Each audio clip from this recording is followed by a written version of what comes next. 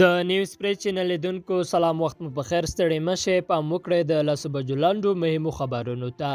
اروپایي ټولنه وایي افغانستان کې د تلپاتې سولې لپاره خپلو هڅو ته دوام ورکوو. اروپایي ټولنې یو ځل بیا په افغانستان کې د سولې ټینګښت لپاره د خپلو هڅو د دوام ډاډ ورکړی دی. د اروپایي ټولنې استازي ارنولډ فالز د بهرنیو چارو له وزیر حنیف اتمر سره په لیدنه کې ویلي چې اروپایي ټولنه به په افغانستان کې د تلپاتې او عادلانه سولې ټینګښت برخه کې خپلو همکاریو ته دوام ورکړي. د بهرنیو چارو وزارت د معلوماتو له مخې په دې لیدنه کې دواړو لوریو د غرض د سولې پر پروسې د تیرو شلو کلونو لاسته راوړنو پر ساتلو او د سولې برخه کې پر راتلونکو ګامونو خبرې اترې کړې دي. بلخوا کابل کې د وسلوالو په برید کې 2 سرتیرو ته مرګ ژوبله اوښتې.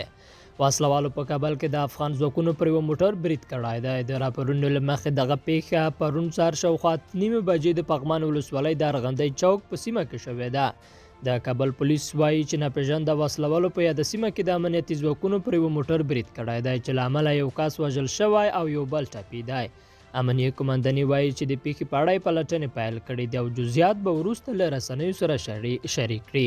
بلخوا ځینو سرچینو بیا رسنیو ته ویلي چې امنیتي کسان او موټر د میدان وردګو ولایت په امنیه قومندان پورې اړوند و، خو حکومتي سرچینو تر اوسه دغه راپورونه نه دي تایید کړي. په دې وروستیو ورځو کې د کابل په پغمان او قرهباغ ولسوالیو کې امنیتي پیښې ډېرې شوې دي او امنیتي ځواکونو ته پکې مرګ ژوبله اوړي. فرا چارواکي وایي د فاتحې پر مراسمو برید یو ترماژله وطن نورې ژوبل کړي. د فرا چارواکي په یوه جومات کې د فاتحې د مراسمو پر مهال په یوه وسلوال برید کې د یوه کس د وژلو او 8 نورو د ټپي کېدو خبر ورکوي. دغه پیښه د فرا ښار په یوه څنډه کې رامنځته شوې ده. د فرا د امنیې قومندان غلام سخي غفوري د دې پیښې په اړه تېره شپه ازادۍ راډیو ته وویل په خواشینۍ سره چې د کهتناک په سیمه کې دغه پیښه رامنځته شوې. د سیمې د اوسیدونکو لخوا هم یوه تېروتنه شوې وه چې د فاتحې د دغو مراسمو په اړه له امنیتي چارواکو سره همغږي نه وه کړې چې ښه امنیت یې ورته نیولی وای. او فاینانشل ایکسپریس وایي د افغان سولې بهیر لا هم پیچلی او ستونزمن دی.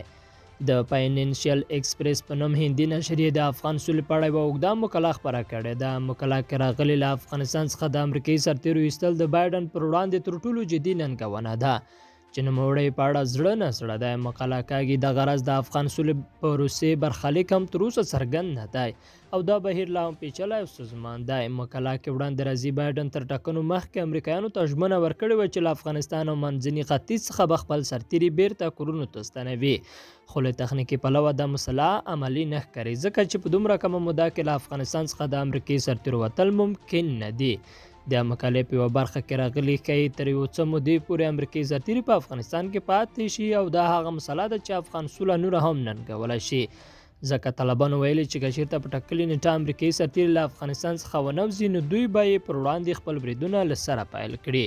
لیدونکو له ملتیا مننه، ښې چارې.